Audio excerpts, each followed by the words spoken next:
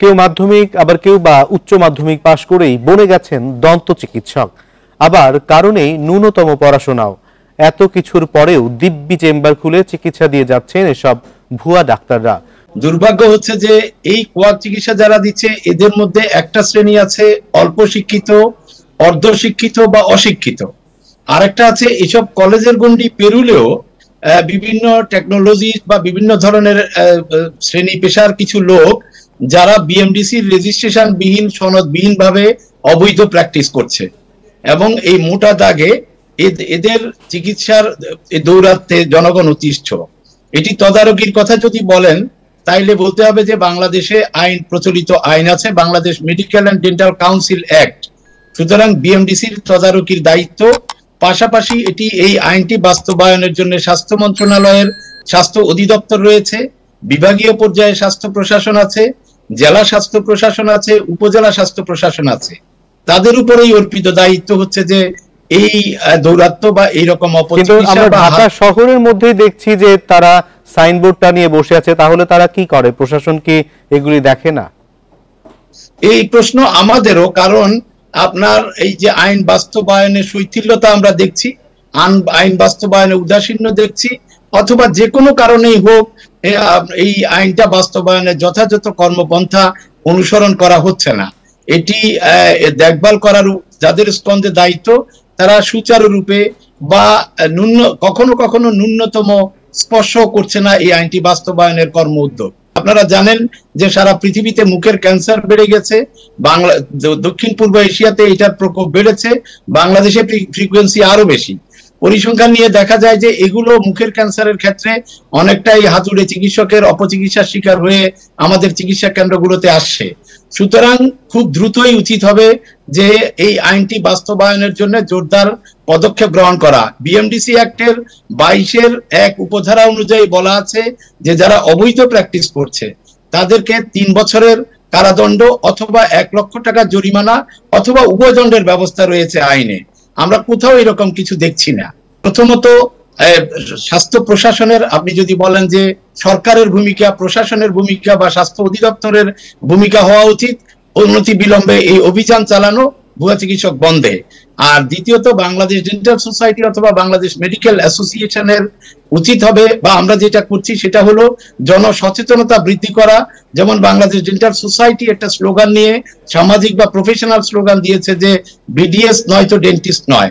এই স্লোগানটি জনগণের মধ্যে ছড়িয়ে দেয়া, যাতে বিডিএস ডিগ্রিধারী ছাড়া কারো যে এই প্র্যাকটিস করার অধিকার নেই, আইনে যেটা বলা আছে সেটা বাস্তবায়নের জন্য আমরা আমাদের এন্ডে জনসচেতনতার কাজ করছি। এখানে একটা কথা উল্লেখ করা প্রয়োজন, আমাদের নতুন স্বাস্থ্যমন্ত্রী মহোদয় ইতিমধ্যে ঘোষণা দিয়েছেন, আপনারা জানেন সবাই, যে অবৈধ হাসপাতালগুলো বন্ধের জন্য বছরব্যাপী অভিযান চলবে। করে আবার ঠান্ডা পানি যখন লাগে গোড়াতে তখনও মানে শিরশির করে, খুবই খারাপ লাগে। 50 এই ব্যক্তি দাঁতের শিরশির অনুভূতি নিয়ে পার করেছেন এক যুগ। শিরশির অনুভূতি ছাড়াও নানা কারণে ফেলেছেন 10টি মহামূল্যবান দাঁত। কিন্তু কেন? সেন্সিটিভ টুথপেস্ট যেগুলি আছে সেগুলি ব্যবহার করলে শিরশিরটা কমে যায়। একই সাথে যদি ক্যারিজ থাকে তখন ওইটা ফিলিং করলে হয়, বাট উনি আসলে ওই কাজগুলি যখন দরকার ছিল তখন করেননি। এই সমস্যায় তরল বা শক্ত খাবার খাওয়া, ব্রাশ করা, এমনকি শ্বাস নেয়াতেও সৃষ্টি হয় চরম অস্বস্তি। দাঁতের সাদা অংশ বা এনামেল ক্ষয় হয়ে ডেন্টিন নামের অংশ বের হয়ে যাবার পর ঠান্ডা কিছু লাগলেই শিরশির করে দাঁত। এনামেল ক্ষয় ছাড়াও দাঁতে গর্ত সৃষ্টি, অনেক দিনের পুরনো ফিলিং এর জন্য দাঁত শিরশির করে বলে মত দন্তরোগ বিশেষজ্ঞদের। দাঁতটা উপরে নিচে ব্রাশ করতে হবে, সরাসরি নয়। এই সরাসরি ব্রাশ করার কারণে দাঁতে এনামেল উঠে যায় এবং দাঁতগুলো শিরশির করে। আরেকটা যেটা হয়, অনেকের কিন্তু গ্যাস্ট্রোইন্টেস্টিনাল প্রবলেম হয়, পরিপাকতন্ত্রজনিত সমস্যা হয়, তাদের অ্যাসিডিটি হয়। অ্যাসিডিটির কারণে কিন্তু মুখে যে অ্যাসিডটা আসে সেটা দীর্ঘক্ষণ থাকে, আবার সেটা কিন্তু ইনামেলকে ক্ষতি করে, দাঁতগুলো শিরশির করে।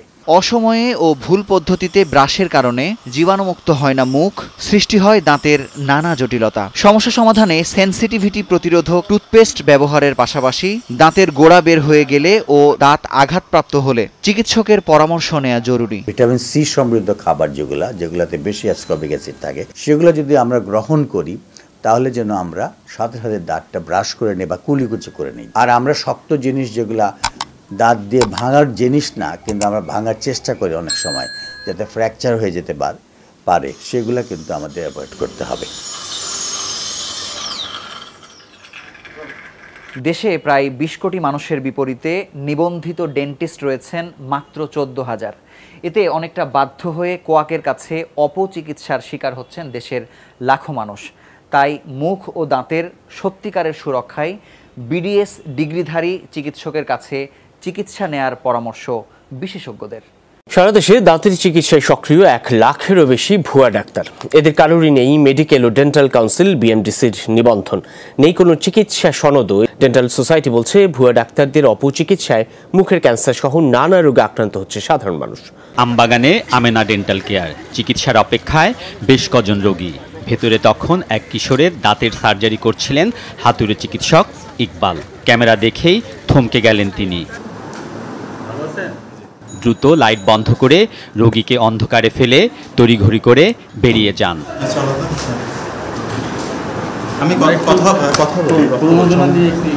যদিও পরে আর কোনো কথা বলেননি, দৌড়ে পালিয়ে যান নিজেকে চিকিৎসক পরিচয় দেয়া এই টেকনোলজিস্ট। ইকবালের মতোই দাঁতের স্পর্শকাতর চিকিৎসা করেন মাহিনা ডেন্টাল কেয়ারের কথিত ডাক্তার মনির। রীতিমতো অ্যালজিনেট ব্যবহার করে রোগীর দাঁতের মাপ নিচ্ছিলেন তিনি। ক্যামেরা দেখেই ভাগিয়ে দেন রোগীকে। ধরা পড়ে নিজেকে চিকিৎসক নয় টেকনোলজিস্ট হিসেবেই পরিচয় দেন। ডেন্টাল টেকনোলজি আমরা 1 বছর ধরে ডেন্টাল অ্যাসোসিয়েশনের একজন মেম্বার। একইভাবে টেকনোলজিস্ট হলেও ডেন্টালের মালিক সালাম দীর্ঘদিন চিকিৎসা দিচ্ছেন সার্জন হিসেবেই। আমার পেশেন্ট ছিল ডাক্তার আপনাদের সাংবাদিক বিলেন স্যার ব্র্যান্ডের দোকান থেকে আবার ভুয়া সনদের দায়ে গ্রেফতার হলেও থেমে নেই পোস্তগোলার সালাউদ্দিন মজুমদারের চিকিৎসা কার্যক্রম। এক্ষেত্রে আগের চেয়ে কৌশলী সে। নিজের ক্লিনিকে সনদধারী চিকিৎসকের নামও ব্যবহার করছেন। সেই চিকিৎসক সপ্তাহে 1-2 দিন বসলেও বাকি সময় এখানে ভরসা সালাউদ্দিনই। আর এতে ক্ষতিগ্রস্ত হচ্ছেন রোগীরা। দুইটা বিষয় আছে, যদি সে মনে করে আমি দুইটা ফালাই দেবো তাহলে দুইটা ফালাইতে চান না, আর যদি না লাগে আমি ভাঙাটা ফালামো আর বাকিটা ঠিক করে দাঁত লাগামো। তিনি আমাকে চিকিৎসা করেন এবং ওষুধ লিখে দেন। সেগুলো খাওয়ার পরে আমার দাঁতের মাড়ি ফুলে যায় এবং মুখের ভিতরে ঘাও হয়ে যায়। খাওয়ার পর আমার যে সমস্যাটা হয়েছে, দাঁতের ব্যথা আর বুকের ব্যথা অতিরিক্ত বাইরে গেছিল। অভিযোগ নিম্নমানের উপকরণ ব্যবহার করেন এসব কথিত চিকিৎসকরা। আর বিএমডিসির নিবন্ধন ও চিকিৎসা সনদ না থাকায় তাদের ফিও কম। এতে কেবল সাধারণ মানুষ নয়, ভুক্তভোগী প্রকৃত চিকিৎসকরাও। সাধারণ জনগণ তো আসলে জানে না। এমন হয়েছে, একটা পেশেন্ট আমরা লাস্ট কিছুদিন আগে পেয়েছি, সে দাঁত উঠাতে গিয়ে দাঁতে এত ব্লিডিং হয়েছে সেটা আর বন্ধ হয়নি। হাতুড়েরা স্টেরিলাইজেশন বুঝে না, তাদের সায়েন্টিফিক নলেজ নাই, তাদের চিকিৎসা হাফ ডান। সংক্রমণগুলো ডেন্টাল চেম্বারগুলো থেকে বেশি ছড়ায়। জুতার ব্যবহৃত যে গাম আছে সেটি রোগীর মুখ গহ্বরে ব্যবহার করছে, যার কারণে নানান ধরনের মুখের যে ক্যান্সার আছে সে ক্যান্সারের সৃষ্টি হচ্ছে।